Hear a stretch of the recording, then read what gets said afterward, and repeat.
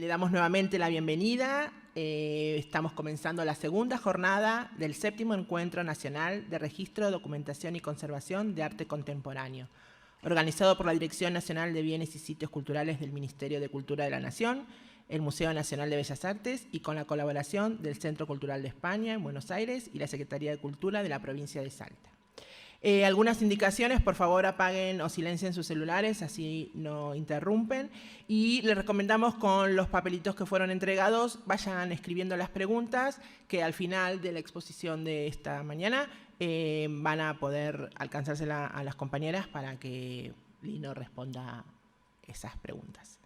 Bueno, la conferencia número 3, que estamos iniciando esta jornada, está titulada Problemas y falsos problemas de conservación a propósito de la conservación de los nuevos medios y está a cargo de Lino García Morales y coordinará la mesa Lucía Albistur de la Dirección Nacional de Bienes y Sitios Culturales. Buenos días a todos. Primeramente, gracias por esta segunda jornada del Encuentro Nacional.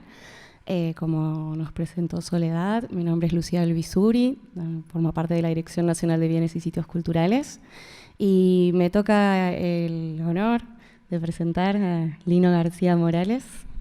Les cuento que él es ingeniero en control automático, máster en sistemas y redes de comunicaciones, en la especialidad de procesamiento digital de la señal, doctor en cancelación de ecos multicanal, ambos en la Universidad Politécnica de Madrid, doctor en conservación y restauración de arte digital en la Universidad Europea de Madrid. Actualmente cursa un doctorado en filosofía en la Universidad Autónoma de Madrid. Fue docente en diversas universidades como la Universidad Politécnica, donde trabaja actualmente. Dirigió el máster universitario en acústica arquitectónica y medioambiental, el máster en restauración de arte contemporáneo y máster en acústica forense. Actualmente investiga en áreas relacionadas con el programa de doctorado de música y sus tecnologías, patrimonio cultural, conservación, restauración. Trabajó en instituciones privadas y públicas, en departamentos de investigación y desarrollo y vinculado al desarrollo de productos híbridos, hardware, software y a la integración de aplicaciones. Trabajó también en la producción de obras de Hans Hack y en la coordinación del desarrollo técnico de una aplicación para el estudio de conservación del Guernica, enmarcado en el proyecto Viaje al interior del Guernica, y desarrolla continuamente la teoría de conservación evolutiva, publicada en diversos libros y artículos. Muchísimas gracias por participar en estas jornadas y acompañarnos. ¿Se me escucha? ¿O hace falta pegar esto un poco más? Bueno. Un mucho más. Eso. Bueno, quería agradecer a todos los que han hecho posible que estemos aquí. La verdad es que estoy muy agradecido de la magnífica evento que habéis preparado y de la atención que estamos recibiendo. Y no tengo palabras más que de elogio y agradezco también vuestra presencia aquí. Y bueno, en general, pues como son tantos, para no hacer la lista y no dejar a nadie fuera sobre todo, pues siéntese todos, igualmente reciban todos mis agradecimientos. Entonces, bueno, empezando con la charla, el nombre de la charla es un poco ya anuncia problemas, ¿no? Pero bueno, es decir, ojalá que podamos tener un debate al respecto. La conservación es una disciplina joven que es inmanente al objeto de conservación, es decir, al arte. Lo que la convierte en una disciplina compleja, muy compleja.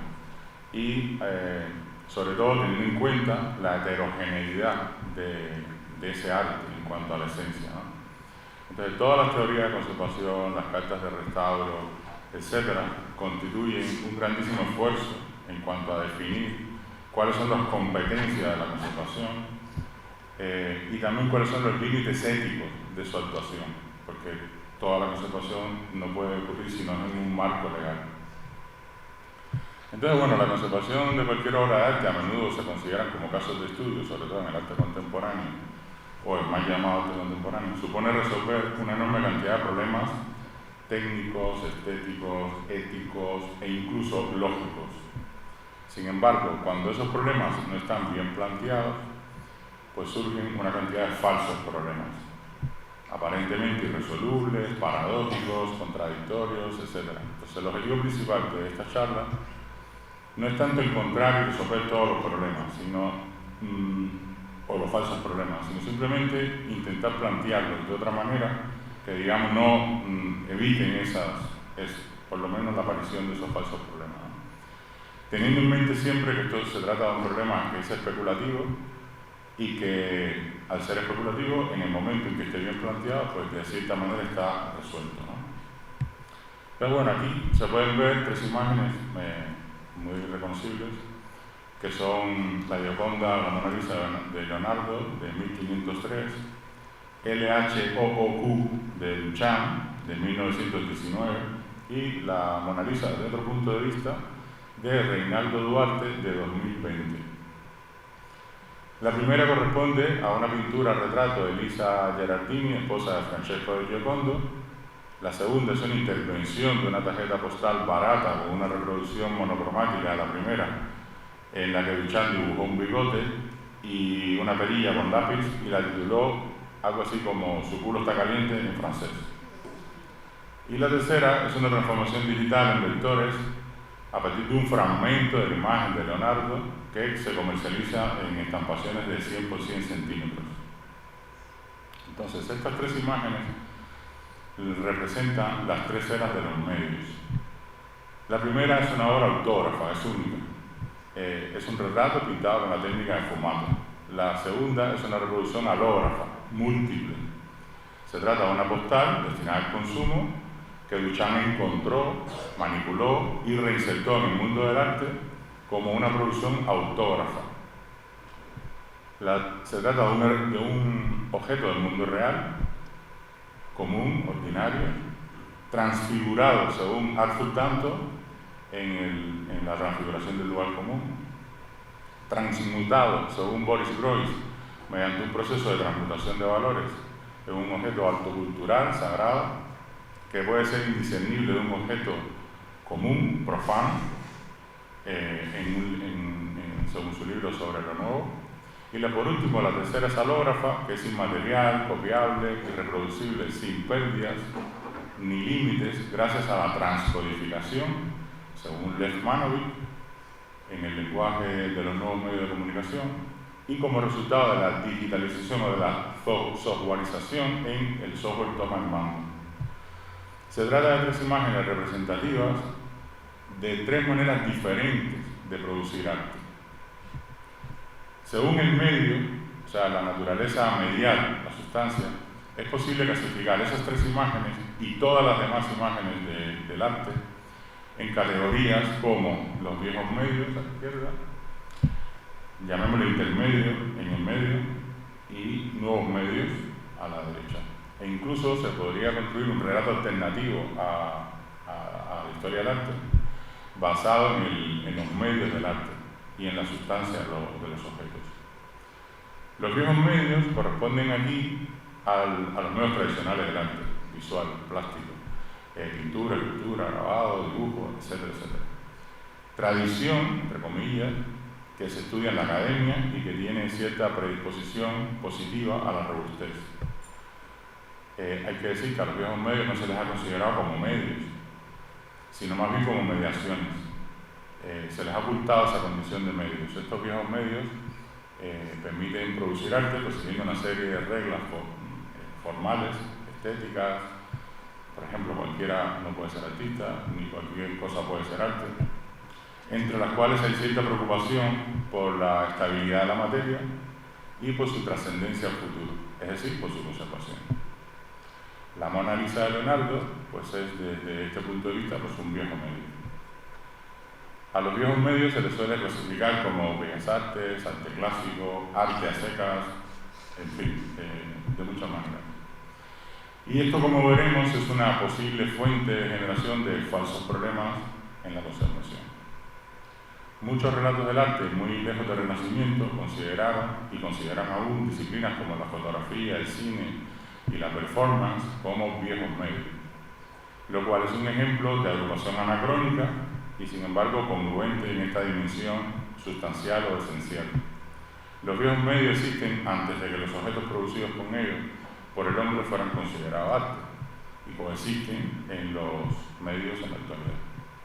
Como se puede apreciar en la imagen, las prácticas artísticas tradicionales, que yo he llamado aquí viejos medios, son estancas, impermeables, autónomas. No existe ninguna relación entre ellas, poca o ninguna relación entre ellas. El nacimiento de la fotografía primero en 1839, el cine en 1895, la performance en 1900 y el arte conceptual un poco después, en 1917, puso en crisis la noción de este tipo de arte, que llamaba aquí viejos medios, y de la propia tradición del arte. El artista Dick Higgins, del movimiento Fluxus, utilizó el término intermedio, está ahí en el medio, a mediados de los años 60 del siglo XX para describir determinadas actividades artísticas interdisciplinarias entre géneros, prácticas, disciplinas, o sea, el dadaísmo primero y el movimiento Fluxus después, en su oposición plena al concepto de razón instaurado por el positivismo, pues encontró en la sinrazón pues una eterna e ilimitada performance de provocación, el acto de negar el arte, de degenerar el arte, de cuestionar, revisar y retar todos los cánones, de poner en tela de juicio el mismísimo concepto de arte. Todo basta con que no sea viejo, entre comillas. Y a esto es lo que he llamado aquí intermedio. A aquello donde los medios se mezclan, los mixed media, los multimedia, se atraviesan, cross media, se interfieren, intermedia, se conectan, hipermedia, etc. Como se puede apreciar en el centro de la imagen de Higgins, nada está a salvo. Lo que aún no es impuro, lo será. Lo que está por venir, nacerá impuro. Todo lo que está fuera del arte es válido para cuestionar el arte. La cita, la autorreferencia, el plagio, el pastiche, la copia, todo vale. En muchos textos, los intermedios se tratan como arte de los medios, o sea, media, sobre todo por su apropiación de medios de comunicación, por ejemplo, masivos, como la prensa, la televisión, la radio, etc. Yo aquí usaré el término intermedio, pese a las dificultades que esto suponga, para evitar la tentación de confundir intermedio con medio, teniendo en cuenta que medios son todos, los viejos medios también son medios. Fuera de la tradición, pues cualquier cosa puede ser arte y cualquiera puede ser artista, a diferencia de lo que vimos en los viejos medios. Por ejemplo, los objetos fascinantes de Duchamp son objetos encontrados, objet trouvé, ready-made, objetos elegidos por sus atributos antiestéticos, cotidianos, vulgares, son, según André Breton y la complicidad del mundo del arte, objetos manufacturados elevados a la dignidad de obra de arte a través de la elección del artista.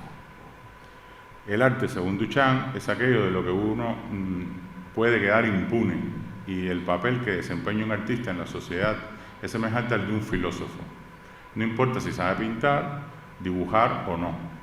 Esto es una cita textual de Duchamp. Se trata de un juego entonces epistemológico entre los hombres de todas las épocas. Sin embargo, aunque los intermedios superaron el marco histórico de lo que hasta entonces había sido denominado arte, aunque incluso se había alcanzado el fin del arte que Danto decretó, pues lo poshistórico se sigue llamando arte. ¿Qué tienen en común los viejos medios y los intermedios en cuanto a su naturaleza? Lo analógico. Ninguno es discreto, o sea, todos son medios analógicos. Pueden ser reales, pueden ser incluso virtuales, pero son continuos, analógicos, semejantes a. Por último, los nuevos medios, pues son aquellos medios cuya naturaleza es discreta y binaria. Solo necesitan 2 dígitos, ceros y unos, para representar o cortar cualquier configuración analógica. Los nuevos medios en general pueden ser vistos como resultado de una remediación, es decir, una conversión, una transformación de lo que era analógico a digital, cuyo contenido es el medio que remedia, o también como nuevos, metamedios, hipermedios, transmedios, etcétera, que tienen solo existencia exclusiva y propia en este mundo virtual, binario, compuesto únicamente por información digital. Por ejemplo, el net art es un nuevo medio por naturaleza, no viene de ninguna parte. La Mona Lisa digital de Reinaldo Duarte es arte de los nuevos medios. No es una fotografía ni es un retrato de la Mona Lisa, tampoco es una remediación, sino una transformación digital de la imagen transcodificada de la Mona Lisa, que por su naturaleza pues solo guarda cierta relación con los anteriores en contenido. La fotografía es un viejo medio analógico, aunque no se le llame fotografía analógica, sino solo para diferenciarla, ¿no? Sin embargo, la fotografía digital es un nuevo medio. Ambos son fotografías, pero la primera tiene una existencia real, tiene un soporte, tiene soporte de imagen, son materia, luego ahondaré más en esto. Cada copia supone una pérdida en términos de calidad perceptual. La cosa y el objeto, de lo que también ampliaré más adelante, discrepan. La imagen cambia con el paso del tiempo. La imagen posee un aquí y ahora, mientras que en la segunda tiene una existencia virtual. El soporte es material, pero la imagen es inmaterial. Cada copia es idéntica, original. Cosa y objeto concordan. La imagen permanece, es información que es impune a la degradación.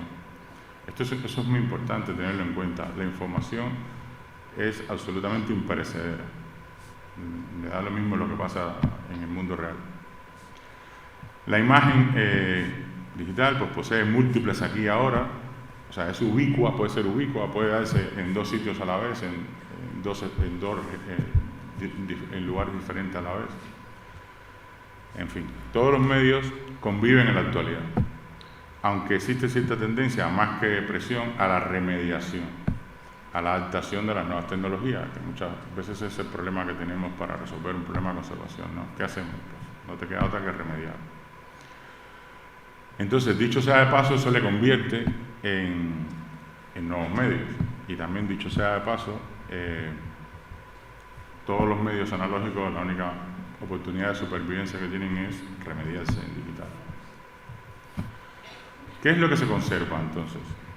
Pues se conserva, bajo mi punto de vista, las imágenes que producen los medios.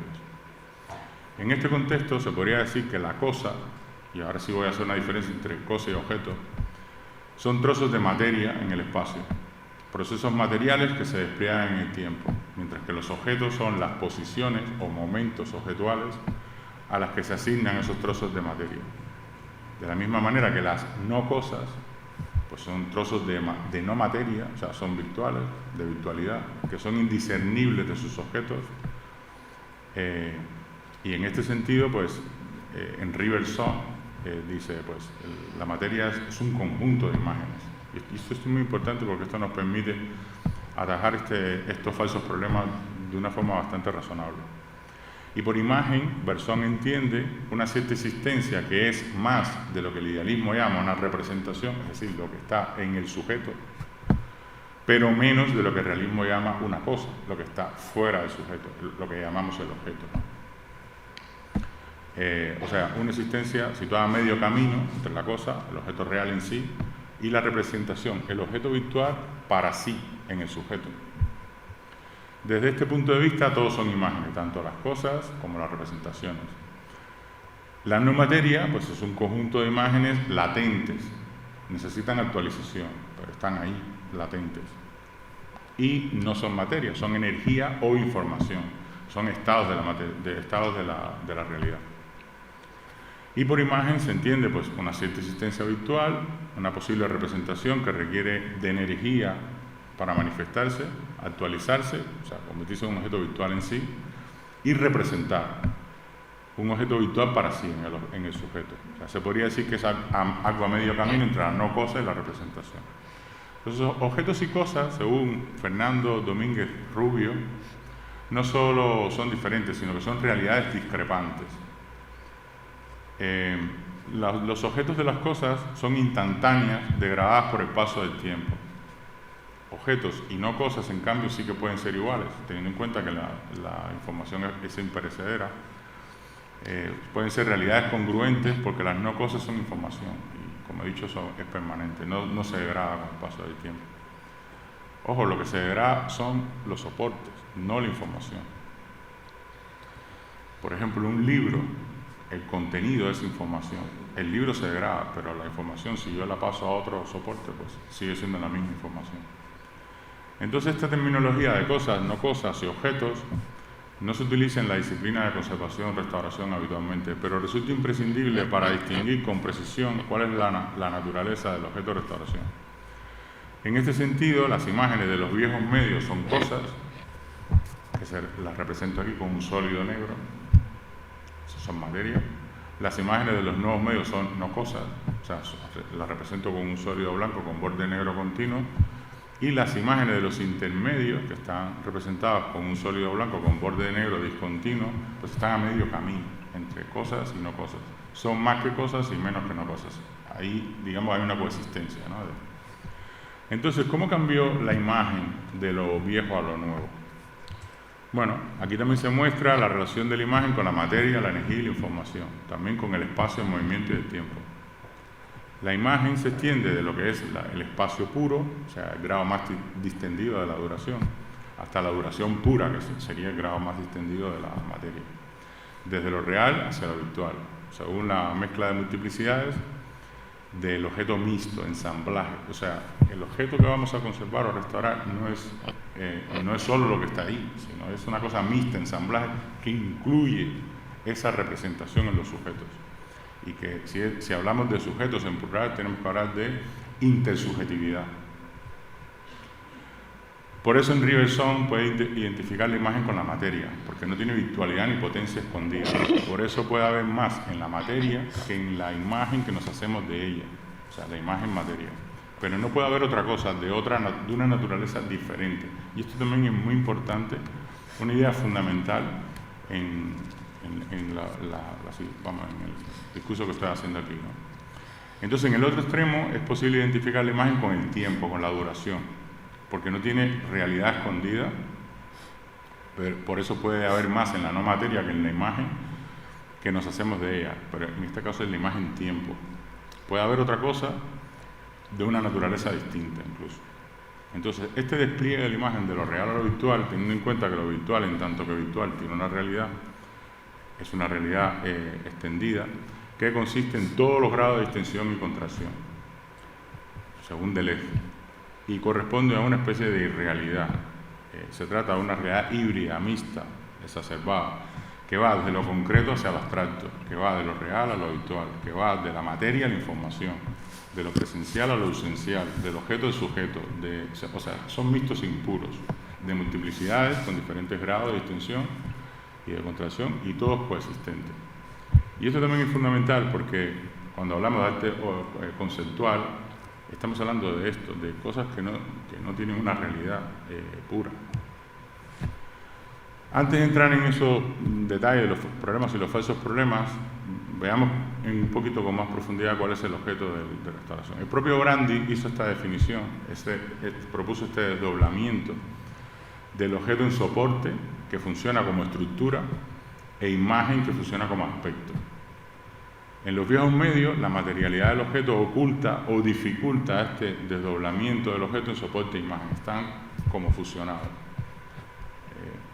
En esta aproximación ontológica, pues el medio corresponde al espacio submediático, la forma matérica, relacionada con el soporte, mientras que el mensaje corresponde a la superficie mediática, que sería la forma simbólica y que está relacionada con la imagen. De manera tal que la eficacia simbólica, que es de lo que habla Brandi, bueno, él habla de eficiencia, pero el término correcto sería eficacia, está subordinada a la eficiencia mediática. Es decir, no hay mensaje sin medio.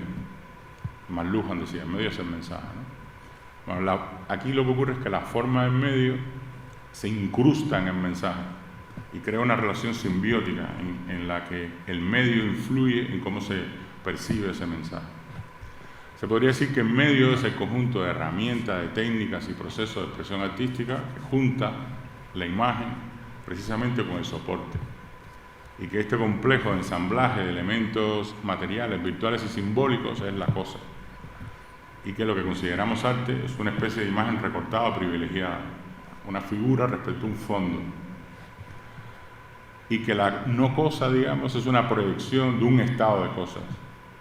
Entonces, en los viejos medios la imagen es materia, en los intermedios la imagen puede ser material o inmaterial, como se ve ahí, Por ejemplo, una pantalla que proyecta imágenes. Esa imagen, como todos sabemos, es luz, es inmaterial. Y en los nuevos medios, pues algo de inmaterialidad se introduce también en el soporte, en forma de datos y procesos. Se podría decir en forma de datos y de metadatos. Pero la imagen puede ser, como en el caso de los intermedios, puede ser material o puede ser inmaterial. Veamos un ejemplo con la escultura de madera policromada Ángeles Torcheros. Y esto es una documentación de un estudio estratigráfico que realizó la restauradora Luciana Bonadío en octubre de 2001. Esta imagen representa 5 objetos, en los términos en que lo he definido aquí, ¿no? O sea, momentos objetuales de la misma cosa, ese mismo ángel. No son 5 ángeles, es uno solo. Lo que pasa es que lo que estamos viendo es, digamos, las capas estratigráficas a lo largo del tiempo, ¿no? Es decir, aquí estamos hablando de un viejo medio, es una escultura en la cual la imagen está incrustada en la forma y la materia. Ambas resultan como indisolubles. Cabría preguntarse, ¿cómo se debe plantear la conservación y restauración de esta pieza? ¿En base a qué principios? ¿Se trata de principios éticos? ¿Cuál es el mejor estado de conservación? Entiéndase como el estado privilegiado que debería tener para su posible transmisión al futuro. ¿Cómo salvar o evitar una falsificación? Creo que son buenas preguntas, ¿no? Bueno, las teorías de restauro, incluida la de Cesare Brandi, Camillo Boito, Alois Rigel, Umberto Baldini, Amedeo Bellini, John Ruskin, Violet Ledoux, etc., y la mayoría de las cartas de restauro, pues definen 4 pilares fundamentales: autenticidad, originalidad, reversibilidad y universalidad. En todas las cartas de restauro, todas las teorías, digamos, tradicionales, que están relacionadas aquí con lo que llamamos viejos medios, se basan en eso.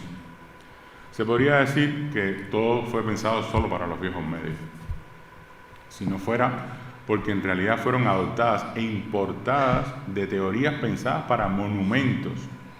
Y esto es muy importante, que por supuesto la idea de monumento se basaba en la idea de lo histórico y de lo artístico, ¿vale? Entonces esto se importa a objetos que no son monumentos y se habla de lo mismo. Brandi fue uno de los primeros en afirmar que los problemas de la conservación de monumentos eran comunes a los de restauración de pinturas, tapices y joyas, y la aceptación de esta idea en generar un sinnúmero de falsos problemas. Esto se dio por hecho que era así, que Brandi tenía toda la razón y que ha provocado muchos problemas. La autenticidad. La autenticidad planteada como la cualidad de ser genuino, original y legítimo, fijaros, fue relacionada hasta tal punto con la verdad que una simple evaluación de la integridad y la veracidad de un objeto en relación con su origen, su historia, su procedencia y su contexto, conocida como prueba de autenticidad, podía condenar a una obra a la oscura condición de falsa histórica. La autenticidad implica que el objeto sea una manifestación física y material auténtica de una época, una cultura o un creador específico, lo que supone que el objeto no ha sido falsificado, alterado o modificado significativamente, entre comillas, a lo largo del tiempo. Una pregunta: ¿qué se considera significativamente? ¿Cuáles son las propiedades de la cosa en estas posiciones objetos que, aun cambiando no de grado, sino incluso de orden, definen una autenticidad permanente? Lo que quiero decir es que todas son auténticas. Nadie nunca ha considerado que una de esas posiciones objetos no sea auténtica, ¿vale? Sin embargo, fijaros los colores, cómo han cambiado la forma, ¿no? O sea, es una propiedad de la forma. Entonces, ¿cuáles son las propiedades que tienen que cambiar para que entonces se considere que ya no es auténtica?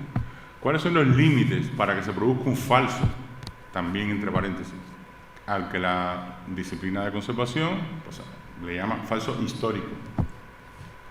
¿Qué relación guarda el objeto extenso como imagen que ocupa solo una parte del espacio y está determinado por un conjunto de propiedades que son definitorias sin concomitantes, con determinado momento o posición de la historia de la cosa en el que ocupa una parte inextensa del tiempo, determinada por causas extrínsecas al objeto.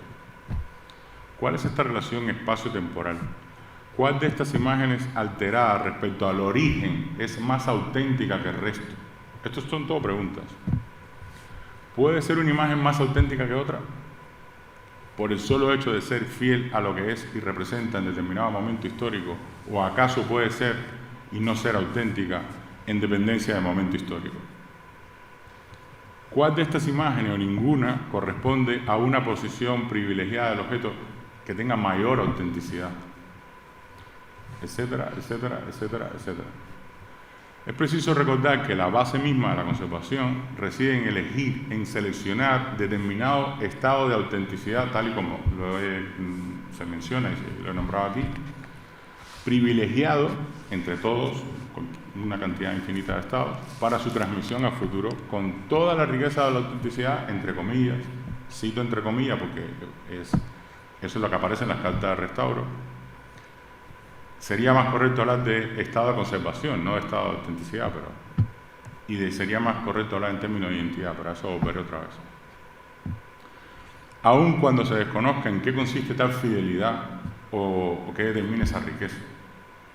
También es preciso recordar que la conservación consiste en alterar, en modificar, en transformar objetos, más o menos significativamente, depende de cada estado, sin que ello suponga una pérdida de identidad, tampoco de autenticidad. Es decir, sin que ello suponga una discrepancia de la cosa, digamos, la cosa es lo que evoluciona en el tiempo, es un estado temporal, con un estado de objeto privilegiado que es virtual, es una especie de posición final que yo voy a elegir, que Salvador Muñoz Viña le llama protoestado, ¿vale? Entonces, bueno, resulta que cada una de estas instanciaciones del ángel tochero, cada objeto es auténtico, refleja fielmente su origen, no ha sido falsificado, aunque su forma, no geométrica sino cromática, sí que ha sido alterada o modificada, se podría decir incluso significativamente a lo largo del tiempo. La cuestión es que la autenticidad es un problema de atribución. Incluso para los viejos medios, la autenticidad pues no parece como que es un principio inapelable. Aquí tenemos otro ejemplo de lo que he llamado intermedios y otro de nuevos medios. El primero es una obra del colectivo artístico Mischief, que compró el original Hadas de Andy Warhol por $20.000, reprodujo 999 copias indistinguibles del original y vendió las 1.000 obras con el título Posiblemente una copia real de Hadas de Andy Warhol a $250 cada unidad.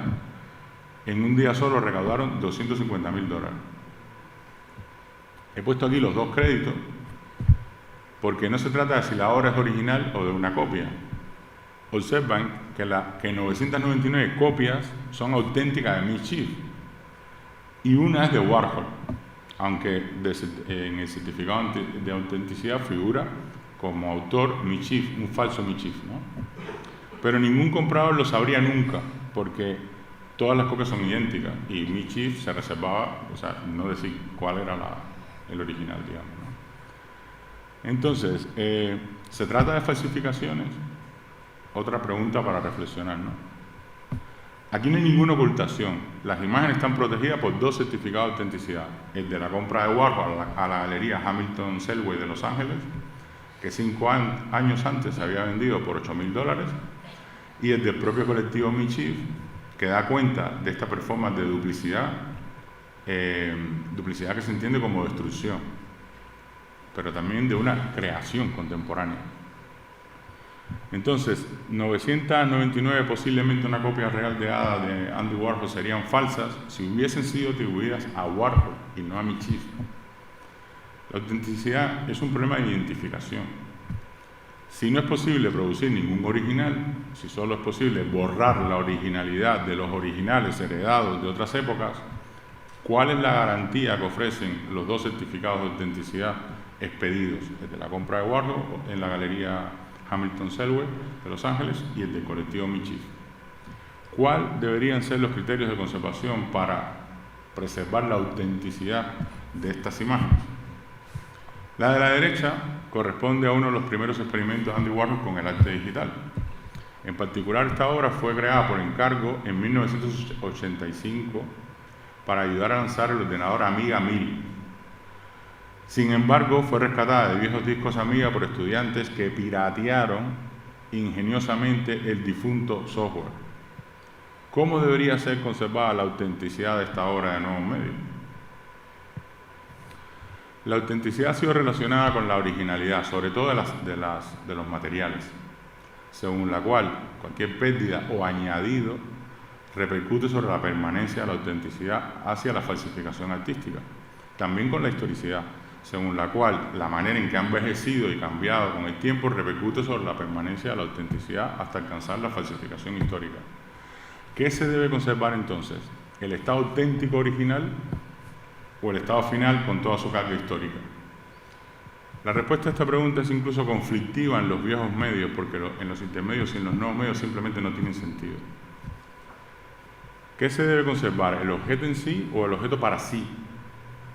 Es decir, lo que sea que resulte importante o significativo para los sujetos.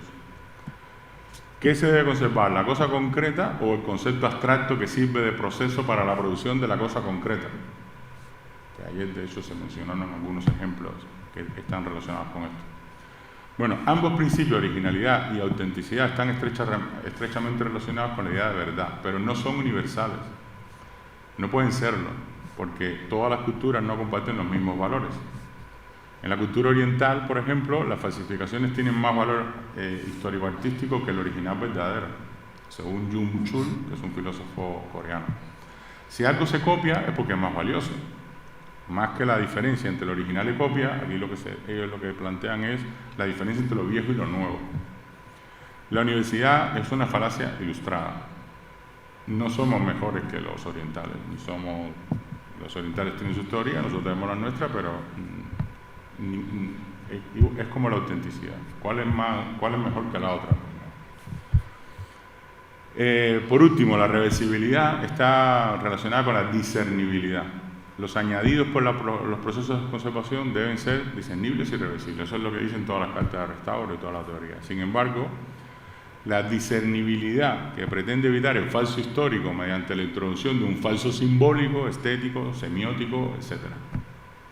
O sea, digamos que es una penalización que es arbitraria y que se equivoca, que no es científica ni es nada, o sea, no hay nada más que lo sustente con una argumentación. No tiene más nada detrás. Entonces el objeto ocupa una posición objeto caprichosa que está alejada de su originalidad, en la que la imagen posterior a una actuación de conservación-restauración pues no concuerda con ninguna de las imágenes anteriores del objeto, ni con representación alguna de la imagen de los sujetos. Cambia la cosa y cambia la significación. El falso problema surge cuando se dan por objetivas, verdaderas e incluso éticas, o se consideran de manera dogmática, cosas que son absolutamente subjetivas, culturales, discutibles y optativas. Todas las imágenes deberían, incluso podrían ser conservadas siguiendo este mismo principio, todas las tres tipos de medios diferentes. Hemos visto algunos de los problemas que suponen estos principios de autenticidad, originalidad, universalidad, reversibilidad, a los que se podrían añadir los de discernibilidad, objetividad, historicidad, etcétera, etcétera, como axiomas. Brandy le llama axioma. Un axioma es un ladrillo de verdad, indiscutible. ¿Vale? Leyes verdaderas, absolutas, que en realidad son dogmas de fe. Sin embargo, la mayoría de los falsos problemas que se presentan como juegos sin fin, irresolubles, paradójicos, etc., son resultado de cometer lo que se conoce como error de tipificación lógica. Todos los medios, sean viejos, intermedios o nuevos, son miembros, son partes de la clase o tipo que se llama medio. Ninguno puede sustituir a lo que está por encima, ¿vale? Ninguno es la clase, el todo, digamos, son partes de ese todo. Entonces, no es posible poner a los diferentes miembros de una clase en la misma relación que las partes y el todo, e intentar soluciones en situaciones que solo pueden darse a partir de un nivel superior, lógico, inmediato, superior.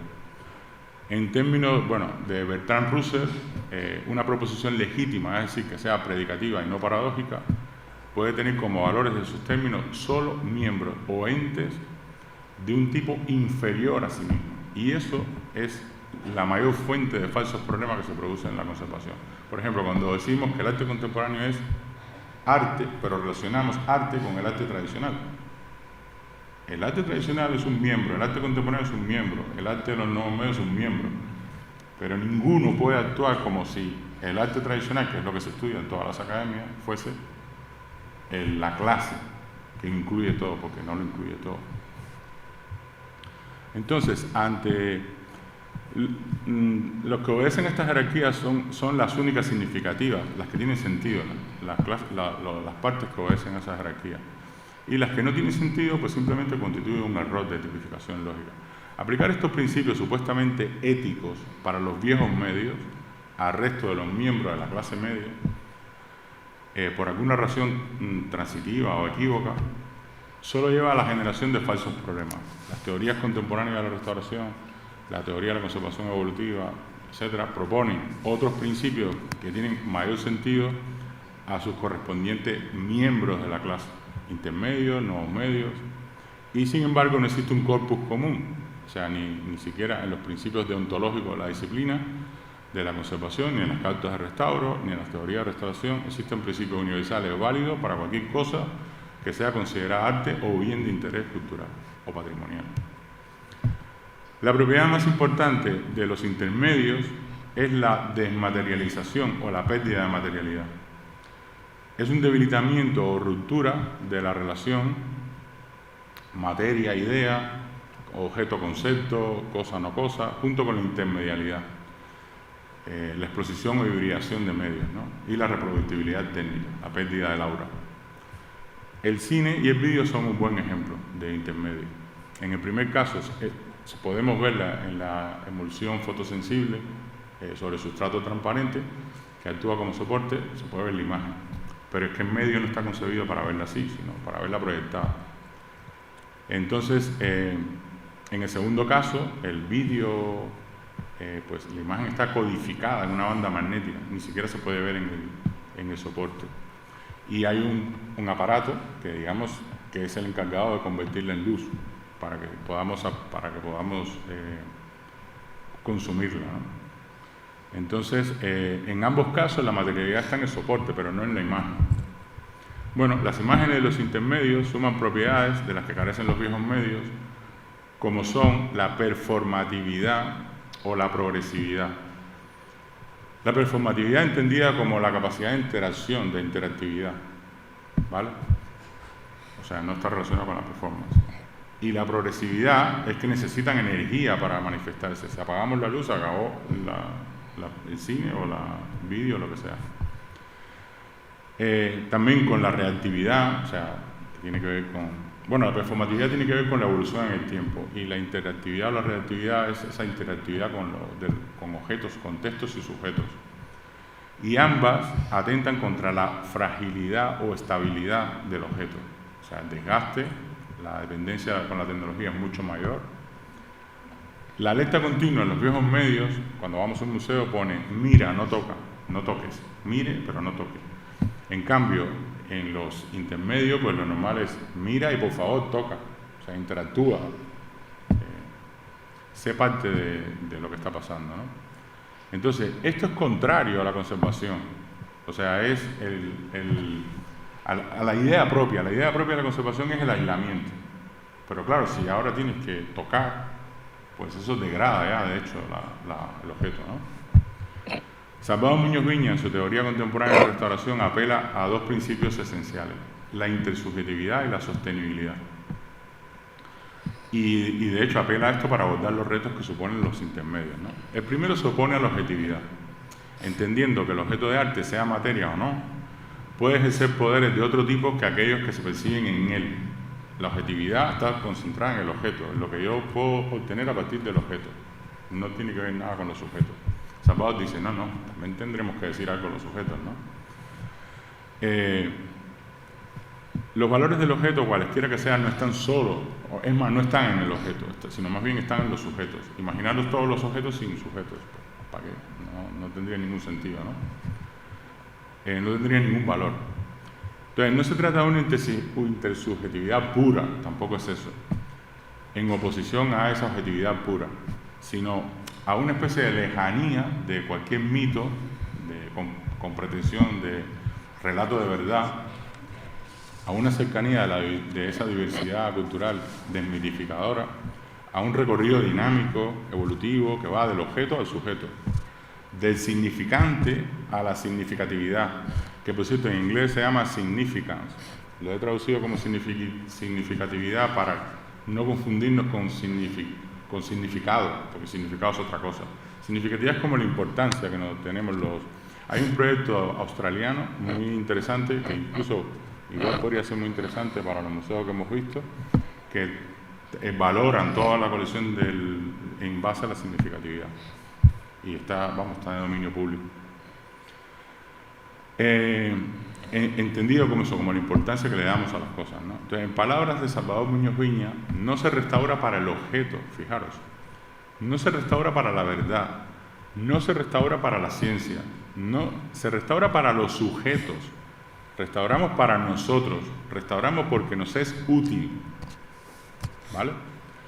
La sostenibilidad está relacionada con la capacidad económica para garantizar la continuidad de los procedimientos conservativos, o con la capacidad del objeto para seguir satisfaciendo los gustos y necesidades intangibles de usuarios futuros. O sea, las cosas no significan lo mismo en todos los momentos de su vida, ¿no?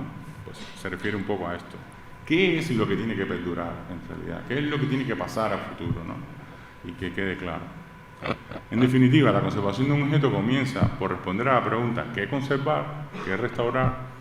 Pasa por decidir qué estado final debería tener el objeto una vez que lo restaure, que eso pasa por elegir ese protoestado primero, y termina por alterar la cosa a una especie de nuevo objeto y también por evaluar el proceso, que es una parte que, o sea, ¿con qué calidad he restaurado, he conservado? ¿Cómo se puede concebir la calidad de una restauración, ¿no? Bueno, todas estas respuestas basculan, fijaros, entre lo objetivo y lo subjetivo, entre lo que es y lo que creemos que es, entre lo que está en la cosa, o la no cosa, porque también puede ser información, y lo que está fuera en el sujeto. Entonces, estos principios de intersubjetividad y sostenibilidad en realidad no son exclusivos a los intermedios, que en general el arte contemporáneo es intermedio. Se trata de sentido común.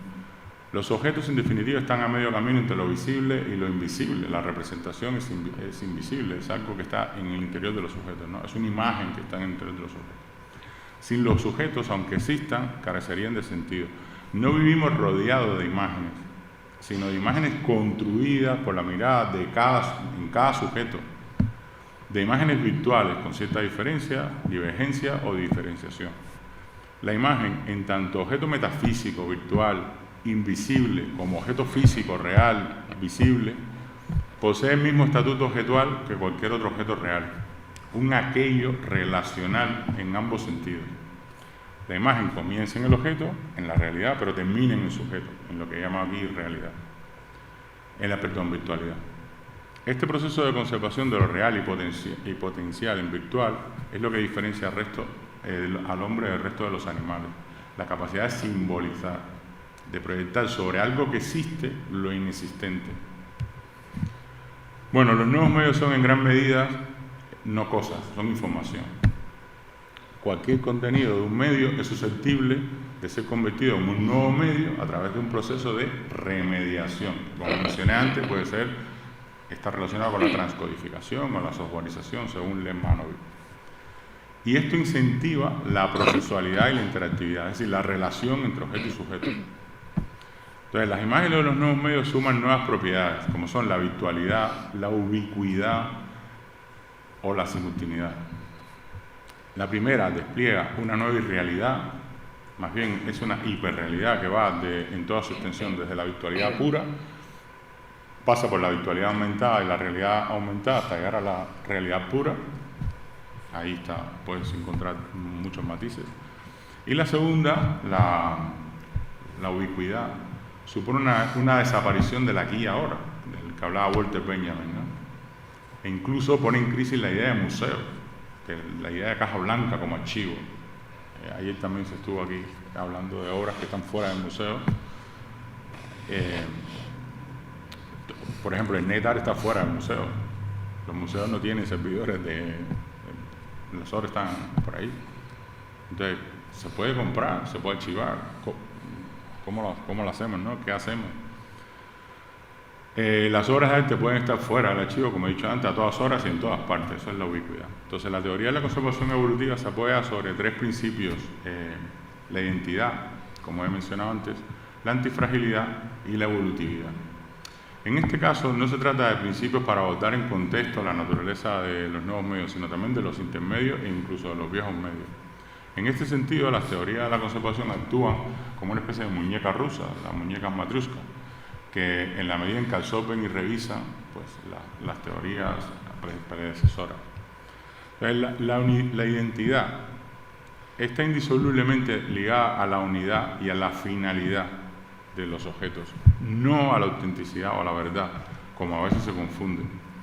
La unidad, el todo, un todo es lo que diferencia figura de fondo, ¿no? Bueno, pues eso configuracional, que lo reconocemos como una unidad, está determinada no solo por las partes, sino por la interrelación de cada una de las partes, o sea, las partes y las interrelaciones de las partes, y de las partes con el todo, ¿vale? Y eso está gobernado a su vez por la finalidad, por el propósito, por el telos. O sea, ¿por qué un reloj se configura de determinada manera y no de otra? Porque tiene que funcionar con un propósito. Bueno, pues aquí pasa lo mismo, en el soporte. ¿Y cuál es el propósito? La epifanía de la imagen. Luego podemos hablar de también la misma idea de unidad, de unidad en una obra de arte, en términos simbólicos. Pero bueno, lo que me interesa es que quede más o menos claro Entonces, la identidad es definida de manera dual como el conjunto de rasgos propios, atributos y procesos que he llamado definidores o concomitantes, que son objetivos que están en el objeto, que caracteriza al objeto frente a los demás objetos, es decir, algo que le diferencia al resto de los objetos, ¿no? Por eso tiene una identidad. Y también con un conjunto de propiedades que son proyectadas, subjetivas, sobre ese objeto cultural por los sujetos, en relación con los demás objetos. Entonces, la identidad ofrece una aproximación ontológica que carece de las dificultades de la autenticidad. Fijaros que no son dos conceptos absolutamente aislados, están relacionados, pero no son lo mismo. Entonces, la conservación de un nuevo medio depende en gran medida de su fragilidad. La fragilidad está dada por 2 razones fundamentales. Una es la calidad técnica de la producción y la otra es la obsolescencia que es innata a todos los nuevos medios. Bueno, y a los medios también. Las cosas son frágiles, se desgastan, se rompen, son vulnerables al cambio y son muy sensibles a la calidad de su producción. Se podría decir que las alteraciones son consecuencia directa de la fragilidad de las cosas, pero las alteraciones en los nuevos medios no son progresivas, cuantitativas o de grado, sino son más bien disruptivas, cualitativas o de clase, es decir, funciona, no funciona. No hay como una especie de gradación, ¿vale? El objeto puede quebrar debido a la producción, o más temprano o más tarde, pero también puede quebrar por causas ajenas a su producción, que es en este caso la obsolescencia. Lo opuesto a lo frágil, según Nassim Nicolás Taleb, es lo antifrágil. Pero lo antifrágil es lo que se beneficia del estrés, de que las cosas vayan mal, de lo negativo de la obsolescencia. Fijaros que lo robusto no mejora, pero lo antifrágil sí, ¿vale? Entonces, la antifragilidad se beneficia de la obsolescencia. En definitiva, las tecnologías cada vez son más pequeñas, más baratas, más potentes, más bonitas, más de todo, y existen estrategias, como puede ser la redundancia, que pueden mejorar la fiabilidad y eso las hace a su vez más robustas. Entonces, la exigencia de un cambio continuo de una obra realizada con tecnología pues permite una mejora continua sin que varíe su identidad y, por supuesto, tampoco su autenticidad, ¿vale? Entonces, la evolutividad, a cambio, pues dota al objeto de esa capacidad de adaptación. que el objeto tiene que cambiar. Entonces, digamos que los tres principios, identidad, antifragilidad y evolutividad, se relacionan, funcionan de manera coordinada. El precepto fundamental es la no alteración de la imagen. Es lo único que no podemos hacer, ¿vale? ¿Mediante qué? Mediante el cambio de soporte, lo que no supone un cambio de identidad de manera tal que sea antifrágil y evolutivo a la vez. A este proceso o estrategia, pues yo le he denominado en los textos recreación, para diferenciarlo de la sustitución, la migración, la reinterpretación, de esos procesos definidos por el proyecto Variable Media Network. Entonces, la emulación también. La sustitución es robusta, pero es frágil. La migración, la emulación y la reinterpretación tienen vocación antifrágil, pero no evolutiva, y pueden alterar la identidad de la imagen. Si queréis echarle un vistazo al proyecto Variable Media Network, hay ejemplos de cómo varía la... Y por último, la recreación es antifrágil y es evolutiva y no altera la identidad de la imagen. Entonces, ¿en qué términos se puede tratar la identidad de la imagen? ¿Cómo podemos...? De hecho, lo que estoy diciendo es que, por ejemplo, lo que se debe documentar, en realidad, cuando una obra ingresa un registro, es la identidad de lo que se adquiere. Y no tiene nada que ver con la autenticidad. O sea, se supone que ya es auténtico lo que estamos adquiriendo, pero podría no serlo. Entonces, ¿en qué términos se podría definir? Bueno, ya hemos dicho que la imagen es un mixto, que es un ensamblaje, que está en el objeto, en el sujeto, etc. Que tiene una parte física, otra parte metafísica.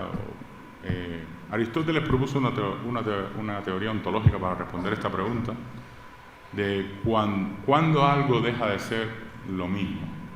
Era su pregunta, ¿no? Y eso está basado en lo que él denominó causas, y que podrían resumirse en 4. Causa material, causa formal, causa eficiente o motriz y causa final. ¿Vale? La causa material dice, bueno, pues, ¿qué define la materia de la que está compuesta una cosa? Y responde a la pregunta ¿qué es? La causa formal es la forma, que es, por cierto, superior a la causa material. Y determina cómo es. La causa eficiente o la causa motriz, fuente de movimiento, de descendencia o cambio, y responde a la pregunta ¿quién? Entendámoslo como los procesos que se siguen para conseguir algo. Y la causa final o el propósito es ese algo que queremos conseguir, ¿no? Responde a la pregunta ¿para qué? ¿Por qué? ¿Por qué es esto? ¿No? Dicho de otra manera, ¿cuál es su función o su finalidad? Entonces, según Aristóteles, si se conservan las 4 cosas, pues evidentemente se trata de la misma cosa. Sigue siendo lo mismo, no hay un cambio de identidad. Y esto también es aplicable a las no cosas, en el sentido en que lo he manejado aquí, ¿no? Entonces, las teorías de restauro, y ya voy resumiendo que me queda una transparencia, ponen énfasis en la causa material y formal. De hecho, somos unos materialistas, vamos, empedernidos, los más materialistas de todos los materialistas. Brandi, en su teoría de restauro, escribió: se restaura solo la materia de la obra de arte. Pues claro, si entendemos que para Brandi un monumento no es lo mismo que una obra pictórica, pues podría tener sentido. Pero el problema es el aceptar esto, estamos aceptando una serie de falsos problemas. Las teorías contemporáneas de restauración que recopiló Salvador magistralmente se basan en la causa eficiente, que aquí se le refiere normalmente como la intención del artista, que era lo que quería el artista hacer, ¿no? Y que en realidad está relacionado con la finalidad, o sea, ¿para qué? O sea, vale, mi intención era esta, pero con este fin, ¿no? O sea, la intencionalidad, digamos, está forzada por la finalidad. Y bueno, ¿eso qué significa? ¿Cómo se interpreta? Pues la intersubjetividad de lo que sea que se interpreta, y la sostenibilidad de lo que sea que signifique. Eso es básicamente lo que vienen a decir todas las teorías de la contemporánea, ¿no? Entonces, fijaros que esto es importante, porque ya aparece el sujeto, o sea, ya no es solo el objeto. Ahora aparece el sujeto y hay una interrelación que no funciona una cosa sin la otra, ¿vale? Y se desmitifica eso de la cientificidad. Y luego la teoría de la conservación evolutiva apuesta por una especie de ponderación. Bueno, pues si tienes que sacrificar algo, pues en beneficio de reducir la fragilidad y de facilitar la evolutividad, pues digamos, tiene que haber un sistema de negociación, ¿no? Y bueno, la última transparencia. Me quedan 4 minutos. O sea, voy a terminar antes. La conservación es cambio, ¿vale? No nos podemos olvidar que cuando tocamos una obra la estamos cambiando. Vamos, eso es lo primero. Y de hecho es el principio básico. ¿Lo estamos cambiando para qué? Para que permanezca en el tiempo, ¿no? Bueno, pues la permanencia a través del cambio está en la propia esencia de lo que es la conservación. Fijaros, cuando alguien dice que esto tiene que cambiar, es como una especie de explosión, ¿no? Y resulta que no, eso es la conservación. Entonces todo cambia y todo tiene que cambiar, de manera tal que facilite el cambio. Esto es muy importante respecto a la evolutividad. Pero claro, es preciso apelar al sentido común, a despojarnos de todos esos dogmas. Entonces, cualquier enfoque incorrecto es una fuente de generación de problemas y de falsos problemas, que son aparentemente irresolubles, paradójicos. Vamos, si queréis tener un ejemplo, piensen cómo pueden a una imagen digital hacerla irreversible, ¿no? Hacer algo irreversible. Ya sé que existe el control Z, ¿no? El undo, pero... entonces, bueno, no se trata de verdades o absolutas, o axiomas, o de teorías científicas, o éticas, porque lo ético está relacionado con ese concepto de verdad, ¿no? Ni de cartas universales atemporales, ni de puntos de vista... O sea, en realidad se trata de puntos de vista de sujetos, de comunidades, que basculan entre esa subjetividad pura y la objetividad pura. El arte, según este relato medial que os he contado aquí, condiciona la conservación a la naturaleza de cada uno de los miembros de la clase arte, independiente. O sea, no se puede tratar, lo que quiero decir es que no se puede conservar igual una obra como el Urinario de Duchamp, que es una obra conceptual, bueno, cualquier obra de arte contemporánea, como si fuera pues la Menina de Velázquez. Son cosas diferentes. No es que sean ni mejor ni peor, son diferentes. Vamos, y puse el urinario, pues no poner, yo qué sé, las latas de mierda de Piero Manzoni, o la escultura invisible, en fin, o sea, puedo poner muchos ejemplos. Y con las obras de nuevos medios pasa lo mismo. O sea, ¿cómo podemos tratar una obra de net art como si fuera una escultura, o como si fuera el David de Miguel Ángel? Y eso es imprescindible entenderlo, vamos. Entonces, no existe una conservación ética y responsable de la clase arte, sino más bien territorios estéticos, éticos, epistemológicos, por explorar ante cada uno de los casos que corresponden a miembros de esa clase arte. Solo existen sujetos que producen arte, sujetos que lo consumen y sujetos, como todos los que estamos aquí, que son responsables de que esto último no se agote. Muchas gracias.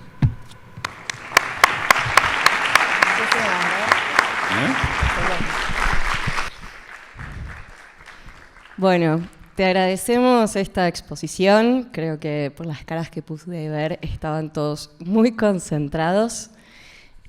Así que ahora vamos a pasar al momento de preguntas. En este caso hay dos muy diferentes, pero me parecen interesantes. Y la primera es, respecto de tu opinión, hay una tendencia a la digitalización de viejos medios para conservar la información, como vos mencionabas, pero dejando de lado el soporte, perdiendo el valor del soporte de esta información. ¿Pensás que es un verdadero problema de conservación que pase de una cosa a una no cosa y pierda la ponderación o la conservación y la permanencia de la cosa como soporte? A ver, no he entendido muy bien la pregunta. Si puedes interactuar con quien la hace. ¿Puedo leerla un poco? Sí, a ver, he entendido que vale, pues lo veo en medio, por ejemplo, una escultura, ¿no? Vale, pues yo lo voy a documentar. ¿Y lo voy a documentar cómo? Pues digitalizando directamente. Ahora, la escultura de David, no, está claro. Ahora, si por ejemplo el David se va a romper y no va a existir más ningún David, solo me va a quedar la documentación. Pero nunca se nos olvide que ninguna documentación sustituye a la obra original. la documentación de una performance no es una performance. Pues. En este caso yo creo que mencionaba, disculpa, por ahí a medios más impresos. ¿Eso fue tu fotografía? Ah, una fotografía de papel o lo que sea. A ver, la fotografía es distinta porque, por ejemplo, tú al pasar una imagen analógica, o sea, una imagen, una fotografía, al digitalizarla, lo que estás haciendo es convertirla en el medio del nuevo medio. Y pasa a ser digital, pasa a ser un nuevo medio, esa misma fotografía. Entonces, no es la documentación, es otro objeto. Ojo, también los objetos pueden convivir diciendo esto es la fotografía analógica, esto es la versión 1, la versión 2, la versión 3, no hay ningún problema. El problema es que cuando tú digitalices lo tienes que hacer bien. Por ejemplo, tiene que estar todo bien calibrado, tienes que seguir los estándares de digitalización, tienes que seguir tienes que elegir la iluminación, la fuente de iluminación, para que represente lo más fiel posible, fíjate, lo más fiel posible a eso. Se convierte en un signo, en un símbolo, en algo que está en relación con, pero no es eso. Lo sustituye, digamos. Entonces, no sé qué me queda de la pregunta. No, creo que era eso, o sea, como la convivencia de la cosa o no cosa y esta cuestión de diferenciar que no es lo mismo, sino que es una novedad, es una nueva conformación basada en un antecedente analógico, podríamos decir. Eso, por ejemplo, se puede entender mejor como un libro. O sea, tienes un libro de primera edición, evidentemente es un objeto que pertenece a un tiempo y tal, y es físico. Tú lo digitalizas, ¿vale? Pues ahora lo puedes tener en un Kindle. Sigue siendo la misma información, pero ya no es el libro, es un libro digital, es otro medio.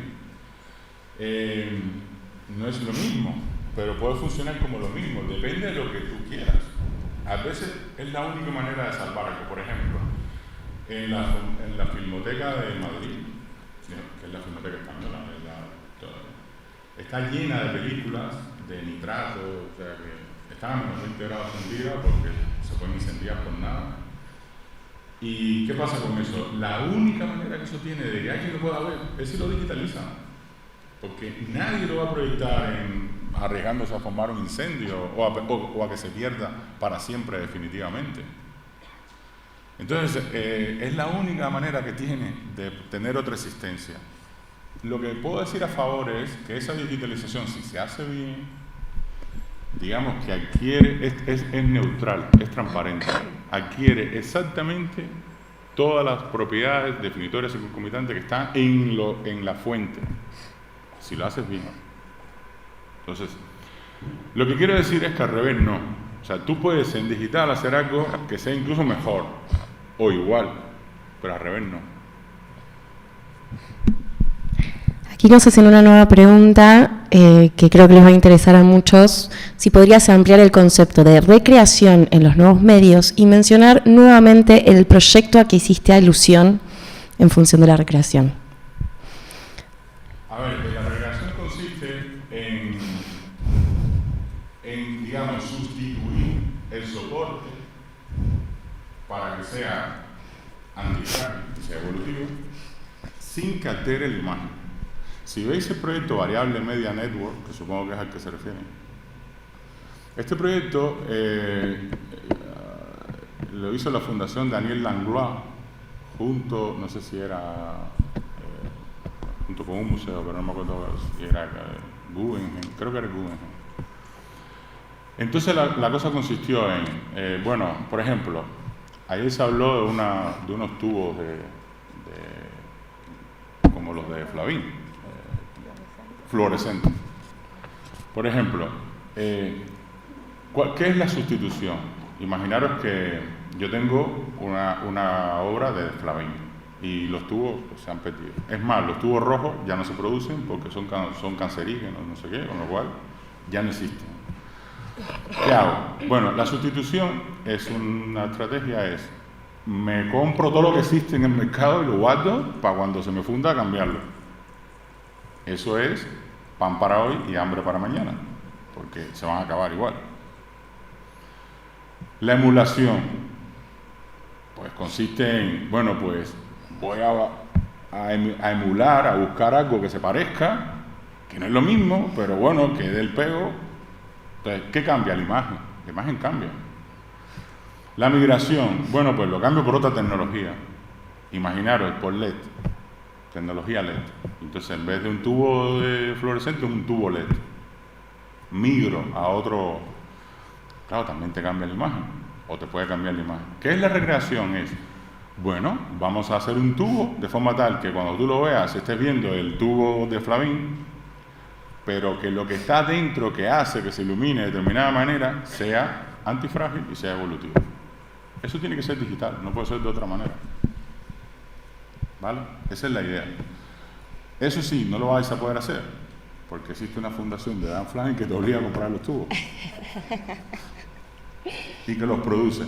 ¿Se podrían producir? Sí. También se podrían producir los televisores, que ya están absolutamente... Pero ¿qué pasa? Que es muy caro. Súper caro producir una cosa que está absolutamente fuera de todo. Entonces, es más sensato sustituirla de una forma que, por ejemplo, yo estuve trabajando, bueno, en la tesis sobre una obra de Foster, que es 60 Video Collage. Son unos televisores de Alemania en 1993, me parece. Ya no existen esos televisores. ¿Y qué pasa? Pues que se van a fundir, ya se han fundido. Son 6, bueno, creo que quedan 1 o 2 sin fundirse. Entonces la pregunta es, por ejemplo, ¿puedo cambiarlo por otro televisor? ¿Cuál es el problema? Que el televisor está a la vista, es parte de la imagen. Lo que no está a la vista es lo que está dentro del televisor, que es lo que veamos soporte, que es lo que produce la imagen, ¿no? Pues el proyecto el proyecto de recreación que planteaba era sustituirlo por una tecnología digital que creara una imagen analógica con proyección. Para ti tú vas a ver exactamente lo mismo. No hay ningún engaño. El engaño aquí consiste, o el falso problema consiste en pensar que si yo sustituyo las tripas del televisor estoy alterando la obra. Ese es el falso problema. Es un falso problema. Perfecto. Acá vamos a hacer las últimas 2 preguntas, nada más para no atrasar el resto de la organización. Dice, usted menciona en Nuevos Medios la imagen el tiempo. ¿Qué valor cree que presenta la energía? ¿Cómo que qué valor? ¿Quién realizó la pregunta? Si puede ampliarla en el auditorio. ¿Se refiere con qué valor?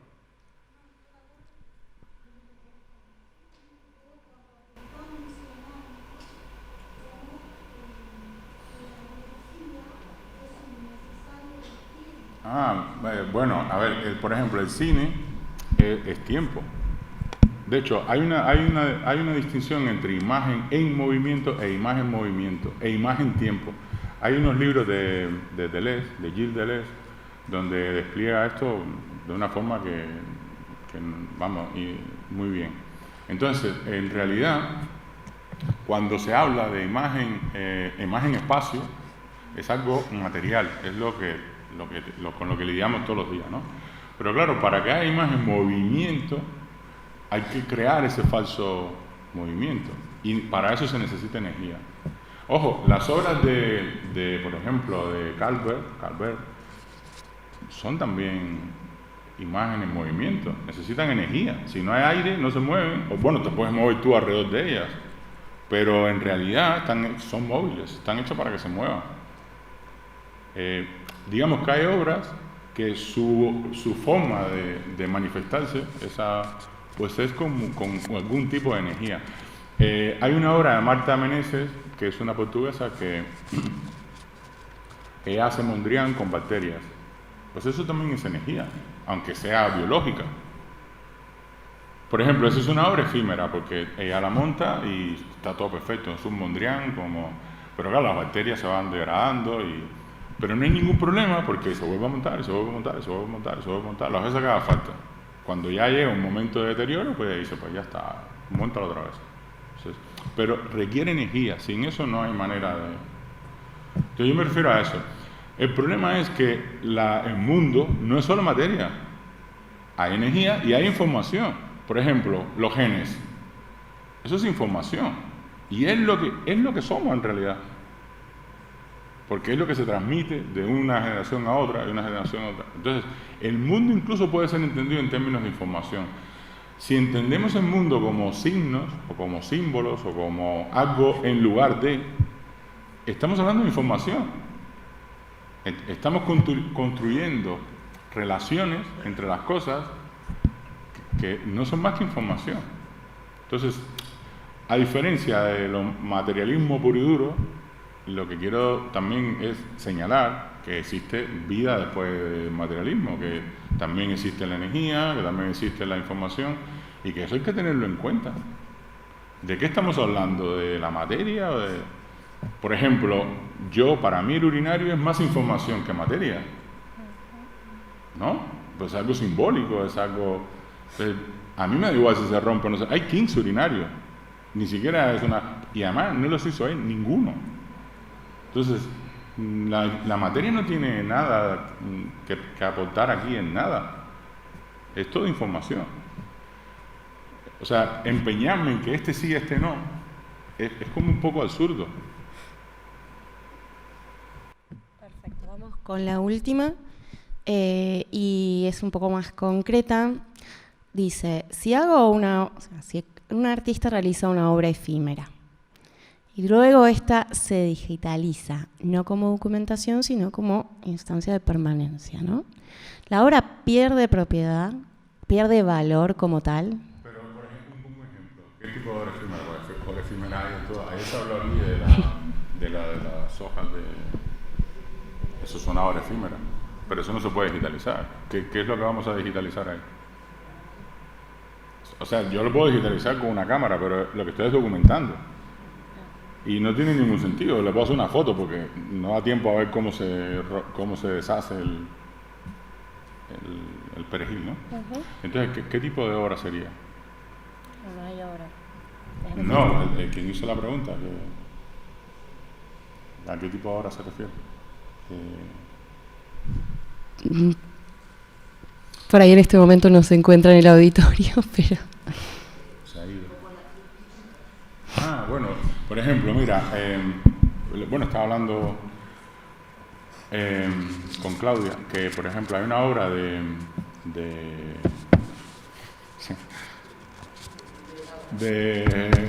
cubano, Félix González Torres. Bueno, Félix González Torres tiene muchas obras efímeras, porque su problema era la pérdida. Él perdió a su pareja y eso le significó la pérdida de todo. Entonces, por ejemplo, la esquina llena de caramelos, ¿no? Esos caramelos, en realidad, cuando todo el mundo se puede llevar caramelos, entonces es como la pérdida. Eso se va agotando, va desapareciendo, ¿no? Y muchas obras suyas, o sea, tú no puedes conservar los no sé cuántos kilos de caramelos. No tiene ningún sentido.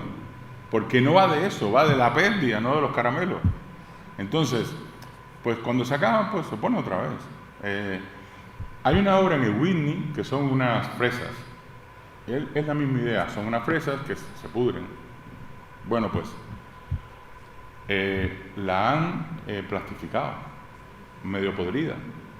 Entonces, cuando tú ves la obra de Félix González Torres, en realidad lo que han hecho es negar a Félix González Torres, porque es como, no, ahora te vas a aguantar y esto va a estar aquí por el resto de los restos. Pero además de una forma miserable, porque se ve fatal. O sea, es unas cosas podridas ahí, plastificadas. Eso es una aberración. Una falta de respeto a la intención, lo que vosotros llamáis la intención del artista. Su finalidad era la pérdida. ¿Cuál es el problema de eso? El problema de eso, en teoría no tiene que haber ningún problema porque, vale, pues se repone, y se repone, y se repone. El problema es cuando el artista dice, no, yo no quiero que se reponga, yo quiero una muerte digna de mi obra. Así, rimbombante. ¿Y qué pasa? Pues que él tiene sus derechos morales que le corresponden, los que sean, aquí están los expertos, y nosotros tenemos las leyes de patrimonio, que también importan. Entonces aquí se produce un conflicto, pero es un conflicto de poco sentido común. Pregunto, si te interesa que desaparezca, pues ¿para qué la vendes? ¿O para qué la compro? ¿Para qué yo me voy a gastar dinero público en algo que tú quieres, te empeñas en que desaparezca? El objetivo fundamental de los archivos es precisamente evitar que se repitan las cosas. Malevich decía, a los culos gordos de Rubén hay que quemarlos. Boris Groys dice, como los quemen, alguien los va a volver a pintar. Y esa es la función del archivo, evitar que las cosas se repitan. Entonces no tiene ningún más mínimo sentido comprar algo para que se desaparezca en el tiempo. Lo que sí tiene sentido es digamos, la repetición. Entonces, por ejemplo, hay cosas, por ejemplo, en las performances es un poco diferente, porque en las performances, imaginaros cualquier performance de Marina Abramovic y Oleg. Bueno, pues es que era Marina Abramovic y Oleg. Ya Oleg no está, por ejemplo, pues no se puede hacer la misma performance, en fin. O sea, eso solo queda la documentación. Pero luego hay otras performances, como por ejemplo la que se comentó ayer de los plátanos por el suelo de Cadelán, pues que eso se puede poner todas las veces que quiera, porque no dice que tiene que ser el responsable de sala, no Juan Martínez, sino el responsable de sala. Entonces, bueno, eso se puede poner todas las veces que quieras. Pero si él dice, no, que se ponga una sola vez y ya está, pues ahí tenemos un problema, porque ¿para qué quiero yo eso? Perfecto. Muchísimas gracias, Lino. Tendremos oportunidad después en el taller de hablar más de lo que queráis. Exactamente, iba a decir eso. Recuerden que el día de mañana está el taller y te agradecemos muchísimo, Lino, por esta presentación. También a los ponentes por la realización de preguntas que permitieron también este intercambio final.